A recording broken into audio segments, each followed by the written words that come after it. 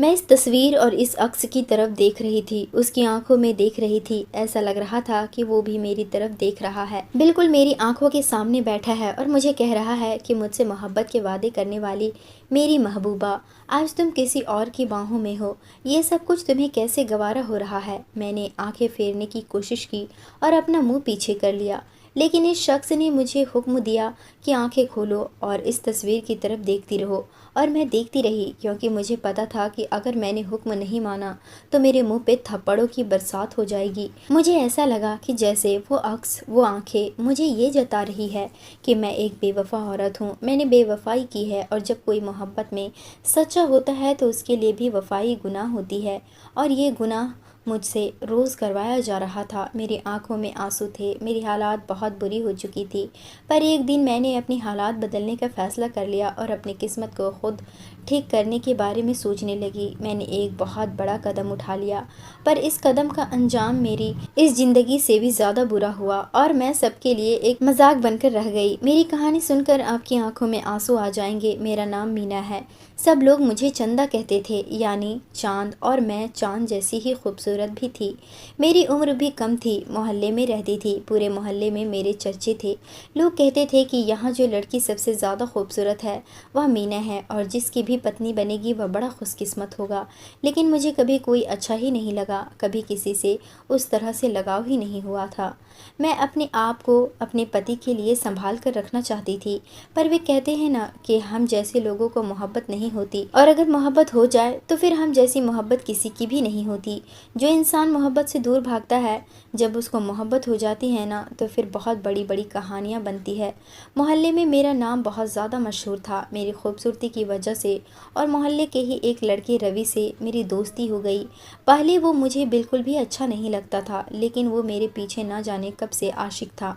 वो कहता था कि तुम्हारे बिना नहीं रह सकता, तुम ही मेरा सब कुछ हो। मुझे दूर दूर से ख़त भेजा करता था, जबकि ये ख़त का ज़माना नहीं था। पहले तो मैं इसके ख़त बिना पढ़े ही फाड़ दिया करती थी। इस ज़माने में मेरे अंदर भी एक अना थी, जो जवान जहाँ लड़कियों में होती है, जिनको अपने ऊपर बड़ा नाज होता है। वो किसी को अपने सामने खड़ा नहीं होने देती। और फिर मैं तो थी भी इतनी ज़्यादा खूबसूरत कि अगर कोई लड़का दूर से मुझे देखता तो मैं यही समझती कि मुझ पर लाइन मार रहा है, तो मैं उसे डांटना शुरू कर देती और कहती कि तेरे घर में माँ बहन नहीं है। इस तरह से बातें करके अपने आप को बहादुर साबित करके मुझे बहुत अच्छा लगता था। लेकिन फिर धीरे धीरे मैंने इसके ख़तों को पढ़ना शुरू कर दिया। फिर मुझे इसके ख़तों का इंतज़ार रहने लगा। वो ख़त में ऐसी ऐसी बातें लिखता था जैसे मेरी एक एक कदम को गौर से देखता हो। आज तुमने इस रंग के कपड़े पहने, आज तुमने पैरों में ऐसा जूता पहना था, काश मैं तुम्हारे पैर का जूता ही होता, तुम्हारे पास तो होता। ऐसी ऐसी बातें करता था कि दिल को भी अच्छी लग जाती। मुझे उसके ख़त का इंतज़ार रहता था। पहले मैं जवाब नहीं देती थी, फिर मैंने जवाब देना भी शुरू कर दिया। कब हमारी दोस्ती हो गई पता ही नहीं चला। वो कहते हैं ना कि कभी भी कोई लड़की और लड़का बस दोस्त नहीं हो सकते। हमने भी दोस्ती का नाम इस्तेमाल किया, लेकिन हम दोनों को जल्दी ही पता चल गया था कि सिर्फ दोस्ती नहीं थी। रोज़ एक दूसरे से बातें करना तो हमारी ज़िंदगी का हिस्सा बन गया था, जैसे दिन ही नहीं गुजरता था। दोस्ती भी बहुत जल्दी हुई थी और कब मोहब्बत हो गई पता ही नहीं चला। अब हम लोग फ़ोन पर एक दूसरे से बातें करते थे, लेकिन मैं कहती थी कि ख़त भेजा करो, क्योंकि जो मज़ा ख़त में है वो फ़ोन पर बात करने में नहीं है। अजीब सा सरूर महसूस होता था। हम एक दूसरे से बहुत मोहब्बत करते थे, लेकिन वो हमारी जात का नहीं था।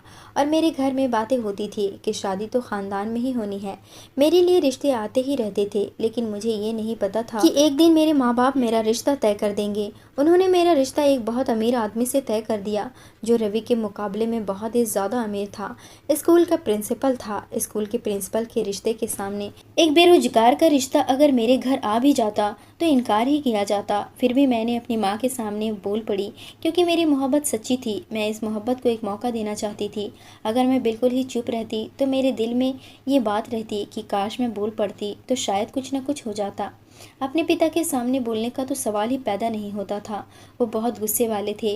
माँ भी कुछ कम नहीं थी, लेकिन सोचा कि माँ तो माँ होती है, माँ से बात करके देखती हूँ। और मैंने कहा कि मैं किसी और से मोहब्बत करती हूँ। पर मेरी माँ ने कहा कि इस बात को यहीं पर ख़त्म कर देना, नहीं तो बहुत बड़ा तूफान आ जाएगा।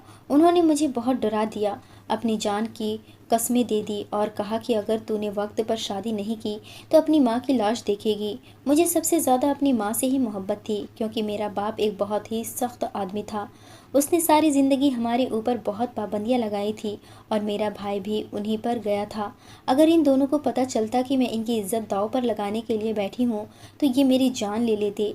मैंने सोचा था कि मैं शादी करने से इनकार कर दूंगी, आखिरी वक्त पर भाग जाऊंगी, कुछ न कुछ कर लूंगी, लेकिन नहीं कर सकी। रवि से इतनी मोहब्बत करती थी कि उसके लिए कुछ भी कर सकती थी, लेकिन इंसान मजबूर हो जाता है और उसे पता भी नहीं चलता। लेकिन ज़माने की बंदिशों का ताज बनाकर मेरे गले में पहना दिया गया, इज्जत की टोकरी मेरे सर पर रख दी गई और जिम्मेदारियों की जंजीरों से मेरी दोनों कलाइयों को जकड़ दिया गया।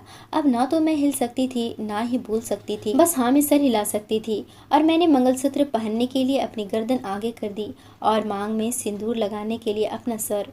फेरों में भी ऐसी चलती रही जैसे बस चलती जा रही थी, पता नहीं था कि कब रुकना है। जब माँ बाप और औलाद की खुशी की बात आती है तो हमेशा औलाद को ही अपनी कुर्बानी देनी पड़ती है।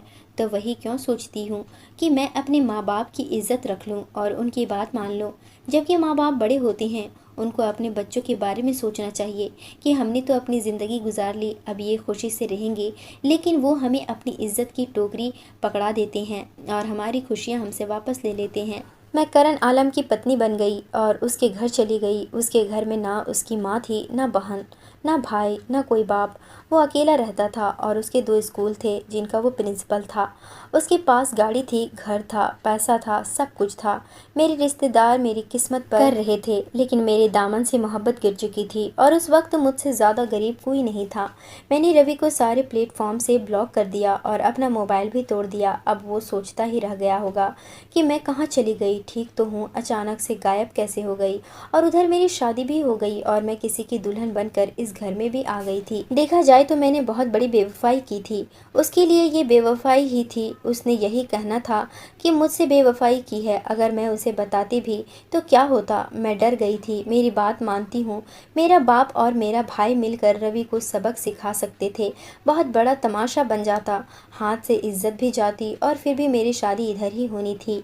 अब कम से कम मेरी इज्जत को बचा भी लिया गया, क्योंकि मैंने अपने घर वालों की बात मान ली थी। 2 घंटे मैं रवि से बात नहीं करती थी तो वो बेचैन हो जाता था। अब तो पता नहीं कितना वक्त गुजर गया था। क्या सोच रहा होगा वो, कैसे कैसे बड़े ख्याल आ रहे होंगे उसको कि कहाँ चली गई मैं। लेकिन क्या करती, दिल पर एक अजीब सा बोझ था। बस रवि के बारे में ही सोच रही थी। वो मेरे दिमाग से जा ही नहीं रहा था। उसी के बारे में सोचती जा रही थी। मैंने उसे आखिर में कोई बात भी नहीं कही, उसके लिए कोई पैगाम भी नहीं छोड़ा। लेकिन मेरे पति को पहले ही दिन पता चल गया कि मेरे दिल में कोई और है। मेरा जिस्म तो यहाँ पर है, पर मेरी रूह किसी और के पास है। उसने मेरी आंखों में नफरत और हाथ में जहर की बोतल देखी। मैंने सोच लिया था कि मैं जहर पी लूँगी और मर जाऊँगी, लेकिन उसने मुझे मरने नहीं दिया और कहा कि अपने कौन से यार के लिए जहर पी रही है। तेरे जैसी लड़कियाँ जब शादी की पहली रात मुट्ठी में जहर की बोतल दबाए बैठी हो तो समझ जाना चाहिए कि अपने किसी यार के लिए ही ये सब कुछ कर रही है। लेकिन मैं तुझे मरने नहीं दूंगा। मैंने सोचा था कि लड़की खूबसूरत है, कम उम्र है, अपने दिल और अपने घर की रानी बनाकर रखूंगा, लेकिन तू इसके काबिल नहीं है। बहुत बुरा आदमी हूँ मैं, मेरे दिल में रहम नहीं है, किसी के साथ अच्छा नहीं करता। पर सोचा था कि अपनी पत्नी को बहुत प्यार से रखूंगा, क्योंकि वो मेरे लिए सब कुछ छोड़ कर आएगी। लेकिन मुझे क्या पता था कि तुम तो अपने बॉयफ्रेंड भी छोड़कर आई हो। अब ना तो तुझे रानी बनाऊंगा और ना ही तुझे इस घर से निकालूंगा। इससे तो अच्छा था कि मैं मर ही जाता, लेकिन मौत ने भी मुझे कबूल नहीं किया। अगर इस इंसान को यह पता न चलता कि मेरा पीछे कोई चक्कर था या मैं किसी और से मोहब्बत करती हूँ और उसके लिए जान देने वाली थी, तो शायद इसके साथ मेरी ज़िंदगी इतनी बुरी ना होती। लेकिन उसने तो सब कुछ जान लिया और अब मेरी ज़िंदगी और भी ज़्यादा बदतर होने वाली थी। दुनिया वालों के सामने वह मेरे साथ बहुत अच्छा था, मेरा बहुत ख्याल रखता था, गाड़ी का दरवाज़ा खोलकर मुझे बिठाता था, उतरने से पहले खुद दरवाज़ा खोलता था। मेरे माँ बाप कहते थे, देख तेरे लिए कैसा हीरे जैसा लड़का तलाश किया है। लेकिन कमरे का अंदर वो मेरे साथ कैसा था यह सिर्फ मैं ही जानती थी। उसने मुझ पर वो तमाम जुल्म कर लिए थे जो एक पति किसी औरत को अपनी पत्नी बनाकर उसके साथ बड़े आराम से कर सकता है और उसे कोई रोक भी नहीं सकता, और दुनिया इसे जुल्म मानती भी नहीं है। लेकिन जुल्म तो जुल्म होता है। अगर मैं किसी को बताती कि यह आदमी मेरे साथ यह सब कुछ कर रहा है तो वे कहते, तो पति है तेरा, उसने सब कुछ नहीं करेगा तो और क्या करेगा। पर मैं लोगों को कैसे समझाती, क्या अगर पति है तो इसका मतलब यह नहीं कि उसे खुली इजाज़त है। पति की भी तो कोई हद होती है। यह आदमी मुझसे पति पत्नी का रिश्ता नहीं रख रहा था, बल्कि मुझ पर वह अपना हक जमा रहा था। लेकिन मैं यह बातें कैसे बताती, कोई भी समझने वाला नहीं था। एक दिन वह मेरे सामने मोबाइल लेकर आ गया और उसने कहा, तेरी बात नहीं, तेरे यार से मोबाइल पर ही होती होगी ना। चल मुझे बता कि इसकी आईडी कौन सी है। मैं देखना चाहता हूँ कि उसकी शक्ल कैसी है। क्या वो मुझसे ज़्यादा खूबसूरत है? वो बेशक करण से ज़्यादा खूबसूरत था। करण एक 40 साल का मर्द था और रवि एक 20 साल का नौजवान लड़का था। बहुत ही ज़्यादा खूबसूरत। कहते हैं कि जो आँखों को खूबसूरत लगता है वो दिल में भी समा जाता है, और जो आँखों को ही खूबसूरत नहीं लगता वो दिल में भी नहीं बैठता। जैसे मैं खूबसूरत थी वैसे ही रवि भी खूबसूरत था। अगर हमारी शादी हो जाती तो लोग कहते कि चाँद और सूरज की जोड़ी है। उसका नाम रवि था। नाम भी अच्छा था। वाकई में हमारी चाँद और सूरज की ही जोड़ी थी। लेकिन पता नहीं हमें किसकी नज़र लग गई। मैंने कहा कि नहीं, ऐसी कोई बात नहीं है। मैं झूठ बोलने लगी। मैं नहीं चाहती थी कि मैं उसे रवि को आईडी दिखाऊं और वो उसकी शक्ल देखे, क्योंकि इस तरह उसने मेरे साथ और भी जालिम हो जाना था। लेकिन उसने ज़बरदस्ती मुझसे आईडी निकाल ली और उसकी शक्ल सामने आ गई तो उसने मेरे हाथ से मोबाइल लेकर देखने लगा। मुझे पता था कि आज मेरे साथ बहुत बुरा होगा। मैं डर से सहमी बैठी थी। मेरे दिल की धड़कन की आवाज़ मुझे कानों में आ रही थी। मेरे हाथ पांव कांप रहे थे। मैं बहुत ज़्यादा डर रही थी। किसने सोचा था कि मेरी शादी के बाद की ज़िंदगी ऐसी होगी कि मैं हर वक्त रोती रहूँगी, परेशान रहूँगी, रोती रहूँगी। रवि के साथ तो मैंने इतने सपने सजाए थे, उनमें से एक भी पूरा नहीं हुआ। हर वक्त मेरे दिल में डर रहता था। इस आदमी से बात भी करती तो सोच सोच कर करती थी, और रात होती थी तो ऐसा लगता था कि रात क्यों हो रही है। अब इसने मुझे और तंग करना था। लेकिन उसने आज कुछ भी नहीं किया। बस वह वहाँ से चला गया और 3 दिन तक उसने मुझे हाथ तक नहीं लगाया। मेरे साथ कोई ऐसी वैसी बात भी नहीं की, बस रूटीन की बात की, जैसे खाना लगा दो। लेकिन एक बात बहुत अजीब थी, वह हमारे घर का बेडरूम बदल रहा था। उसने कहा कि आज से हमें इस कमरे में नहीं रहना। मैं इस कमरे में रहकर बोर हो गया हूँ। ऊपर एक बड़ा प्यारा कमरा है जिसमें एक बड़ी ही दीवार है। इस दीवार के ऊपर हम अपनी शादी की तस्वीरें लगाएंगे और इस घर में रहेंगे। बातें तो वह ऐसी कर रहा था जैसे कोई महबूब पति अपनी पत्नी के साथ बातें करता है, लेकिन वह महबूब पति नहीं था, वह एक जालिम पति था। लेकिन 3 दिन से उसने मेरे साथ रवैया भी अच्छा रखा था।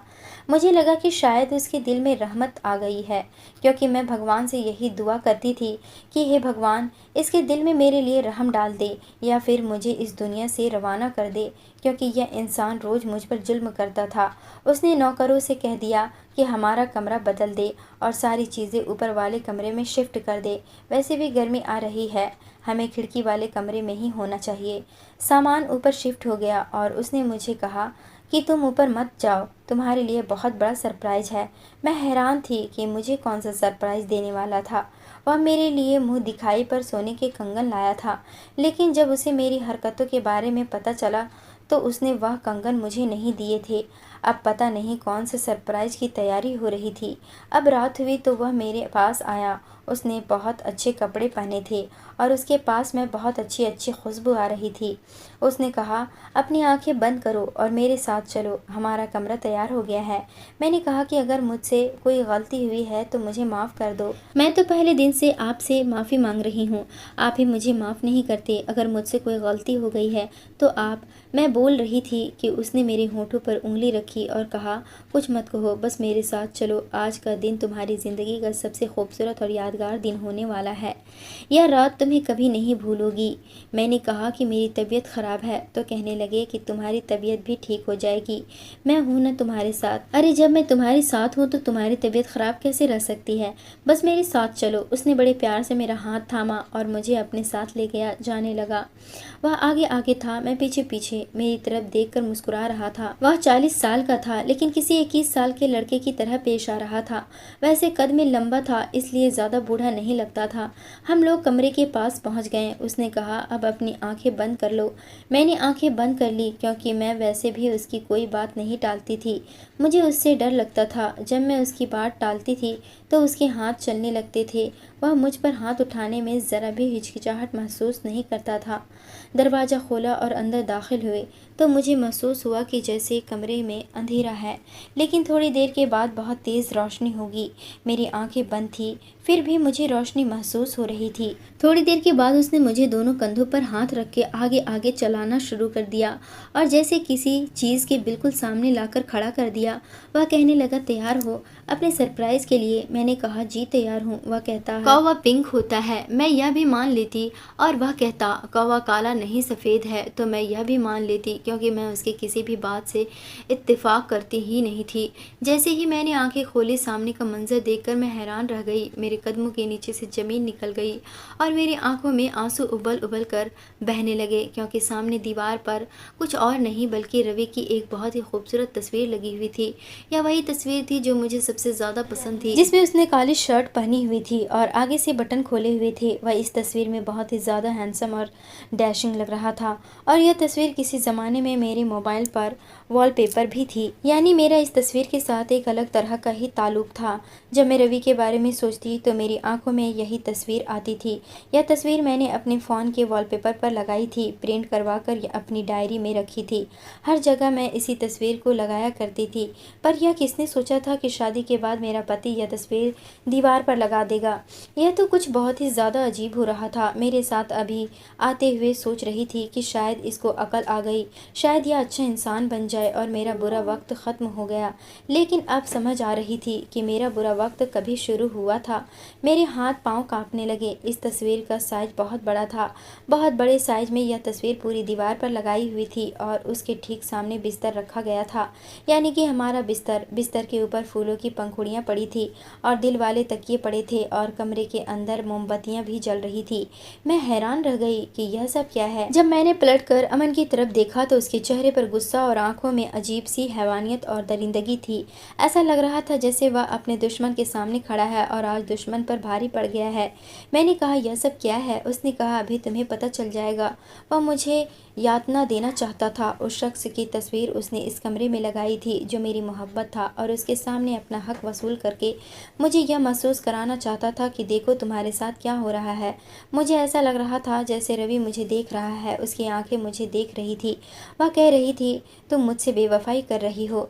कसम से इतना गंदा एहसास था कि मैं बयान नहीं कर सकती। ऐसा एहसास कभी भी किसी को महसूस करने के लिए ना मिले। ऐसा लग रहा था जैसे अपनी ही सांसों पर गुस्सा आ रहा हो कि अब तक जिंदा क्यों हूँ, मर क्यों नहीं जाती। मैं आंखें बंद करने की कोशिश करती तो वह कहता, आंखें खुली रखो। मुझे ऐसा लग रहा था कि अब तक मेरी जिंदगी में जो कुछ भी हो रहा था वह तो कुछ भी नहीं था। सबसे बड़ा जुल्म तो मुझ पर अब हो रहा था। सुबह हुई तो उसने मुझसे कहा कि अगर तुमने यह तस्वीर यहाँ से हटाने की कोशिश की या इसके ऊपर कोई पर्दा लगाया या इसे छिपाने की कोशिश की तो मुझसे बुरा कोई नहीं होगा और इस कमरे में हम सिर्फ रात को आया करेंगे। बाकी पूरा दिन यह कमरा बंद रहेगा। नीचे वाले कमरे में ही रहेंगे।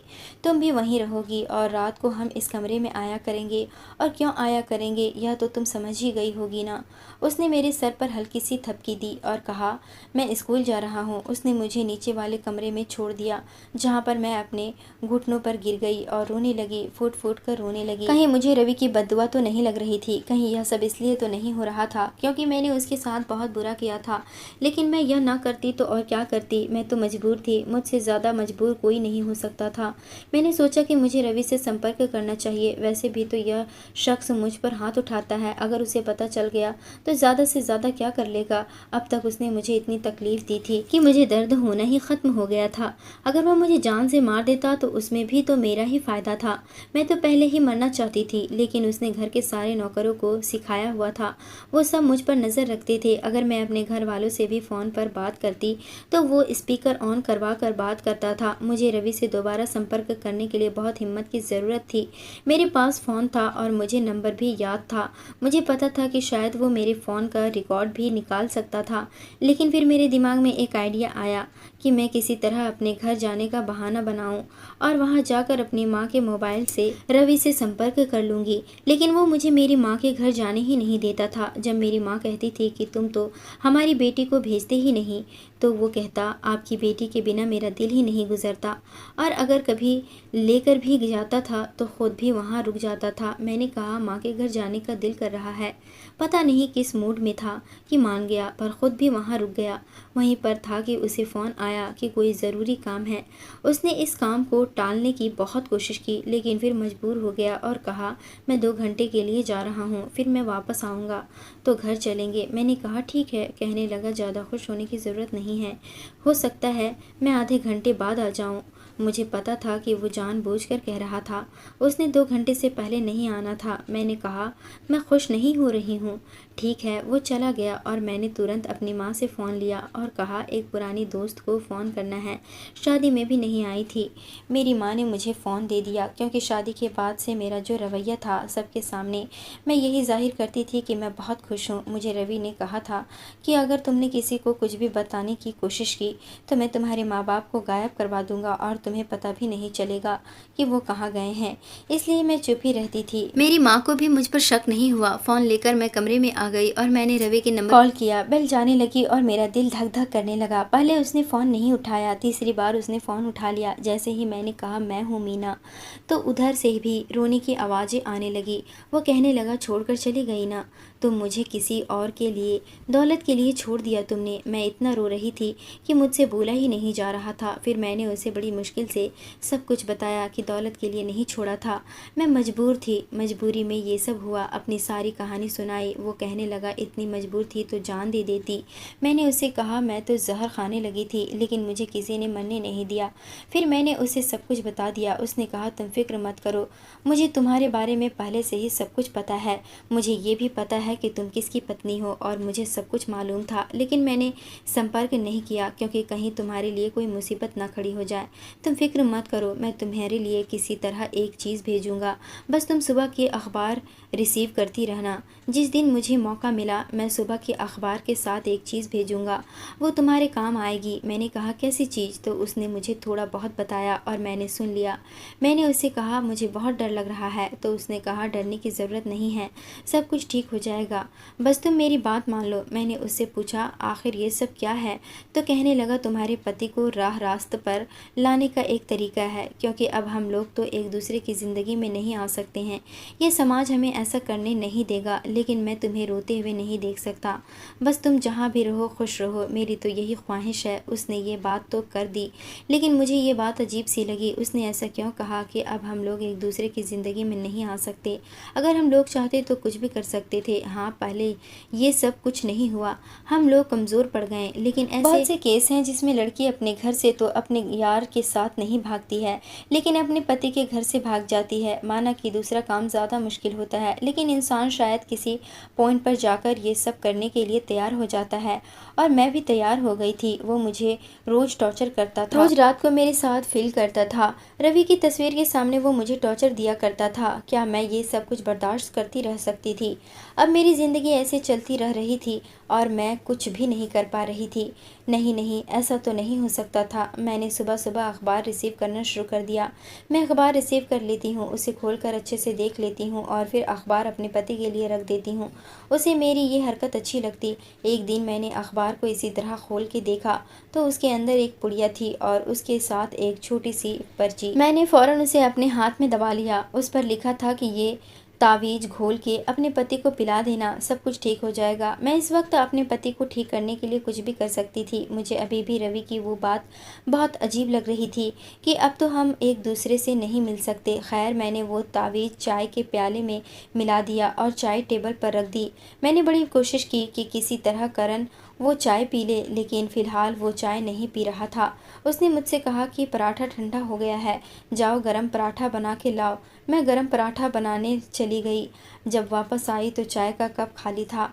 मैं खुश हो गई कि लगता है उसने चाय पी ली। उसने कहा कि अब मेरा पराठा खाने का मूड नहीं है, खुद ही खा लो। वो जल्दी जल्दी स्कूल चला गया। लेकिन उसके बाद कुछ ऐसा हुआ कि मैं हैरान रह गई। दोपहर को हमारा नौकर अचानक से बेहोश होकर गिर गया और दूसरा नौकर कहने लगा कि उसने तो सिर्फ सुबह चाय ही पी थी। साहब ने कहा था कि बड़ी घटिया चाय बनी है तो पी ली, और उसने एक सांस में चाय पी ली थी। ये कैसे इस दुनिया से चला गया? ये तो ख़त्म हो गया, इसके अंदर ज़िंदगी नहीं है। मैं हैरान रह गई। इसका मतलब कि रवि ने मुझे कोई तावीज़ नहीं बल्कि जहर भेजा था, और वो जहर राशिद ने पी लिया था और वो इस दुनिया से चला गया।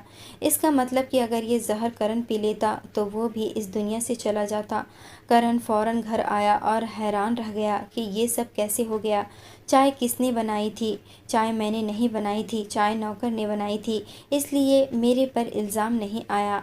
लेकिन उसने कहा कि इस घर में ज़रूर कोई है जो मुझे मारना चाहता है। गुस्सा तो उसने मुझ पर ही निकाला था, लेकिन किसी तरह इस बात को दबा लिया। उसे बहुत मुसीबतें उठानी पड़ी। उसे पता नहीं कितने लोगों के मुंह बंद करने पड़े, पैसे देने पड़े। उसकी हालात बड़ी अजीब हो गई। 1 महीने उसका इतना बुरा गुजरा कि उसने मेरी तरफ भी नहीं देखा, और मुझे ये खबर मिली कि रवि ने किसी खूबसूरत लड़की से शादी कर ली है। इसलिए वो कह रहा था कि अब हम तो एक दूसरे की ज़िंदगी में नहीं आ सकते। मुझे इसकी ये हरकत समझ नहीं आई कि जब उसने किसी और से शादी कर ली थी तो वो मेरे पति को क्यों इस दुनिया से भेजना चाहता था। इसलिए कि मेरी ज़िंदगी और मुश्किल हो जाए, या मैं उसे नहीं मिलती तो मैं किसी के काबिल ना रहूं और कोई भी मुझे हासिल ना कर सके। उसके बाद करण का रवैया मेरे साथ और भी ज़्यादा बुरा हो गया। लेकिन एक दिन उस पर फालज का अटैक हो गया। ऐसा बुरा अटैक कि सिर्फ उसका एक हाथ और एक आँख ही काम कर रही थी, यानी मुँह का एक हिस्सा वो बोल भी नहीं सकता था। 8 महीने वो ऐसी हालात में था। मैंने उसकी सेवा की। वो बस मुझे अजीब नज़रों से देखता था। क्या कहना चाहता है, क्या सोच रहा है, कुछ पता नहीं चलता था। मैं उसे छोड़ के नहीं गई। मैं स्कूल भी खुद जाती थी, स्कूल के मामले भी देखती थी, उसका भी ख्याल रखती थी। धीरे धीरे वो ठीक होने लगा। उस पर बहुत पैसे लगे, लेकिन भगवान ने हम पर करम किया। जब वो ठीक हो गया तो उसने मुझे कहा कि मैंने अपना सबक सीख लिया है, तो मुझे माफ़ कर दो। मैंने कहा तुमने मेरे साथ बहुत बुरा किया, लेकिन जब मुझ पर बुरा वक्त आया तो तुमने मेरी बहुत सेवा की। तुम चाहते तो मुझे छोड़ के भी जा सकते थे, पर तुम नहीं गई। मैं बहुत बुरा आदमी हूँ। तुम्हारी ज़िंदगी में अगर तुम्हारा कोई अतीत था तो मुझे उसे इतना लंबा नहीं खींचना चाहिए था, क्योंकि शादी के बाद तो तुम मेरे साथ वफादार थी, और तुम कम उम्र की लड़की हो। तुम्हें इस लड़के ने बेवकूफ़ बना लिया होगा और तुम बन गई होगी। ऐसा तो आजकल बहुत होता है। मैंने वाकई तुम्हारे साथ बहुत बुरा किया। तुम बहुत अच्छी पत्नी हो, मुझे माफ़ कर दो। मैंने उसे माफ़ तो कर दिया, लेकिन उसने जो मेरे साथ किया था उसके साए मुझे अभी भी परेशान करते हैं। अभी भी मुझे बुरे ख्वाब आते हैं, जबकि अब वो इस दुनिया का सबसे अच्छा पति है। मुझे अपने साथ ही स्कूल ले जाता है। एक ब्रांच उसने मेरे हवाले कर दी ताकि मैं मसरूफ़ रहूं और मेरे दिमाग में उल्टे सीधे ख्याल ना आए। वो अपनी तरफ से पूरी कोशिश कर रहा है, क्योंकि अभी भी उस पर थोड़ा बहुत असर है। वो रिस्ट पकड़ के चलता है, पर मुझे वो सब कुछ भुलाने में बहुत मुश्किल हो रही है। रवि पर हैरान हूँ कि आखिर वो किस किस्म का आदमी था। वो क्या करना चाहता था, क्या चाहता था। उसकी वजह से एक मासूम इस दुनिया से चला गया। ये तो शुक्र है कि मुझ पर इल्ज़ाम नहीं आया और किसी को ये बात पता नहीं चली, और मैंने भी आज तक करण को ये बात नहीं बताई कि ये सब कुछ मैंने किया था, वरना मेरी ज़िंदगी फिर से मुश्किल हो जाएगी। अब बस ज़िंदगी चल रही है। मुझे सब लोग मशवरा देते हैं कि मैं अपनी औलाद को इस दुनिया में लाऊं, तो फिर सब कुछ ठीक हो जाएगा। करण भी कहता है कि अब वो बाप बनना चाहता है और बाप बनने के लिए तैयार है, लेकिन मुझे ऐसा लगता है कि जैसे मेरी आत्मा मर गई है। आप सब लोग मेरे लिए दुआ करें कि मेरे दिल को सुकून आ जाए। दोस्तों, उम्मीद करती हूँ आपको हमारी कहानी पसंद आई होगी। कहानी पसंद आई है तो वीडियो को लाइक और चैनल को सब्सक्राइब करें।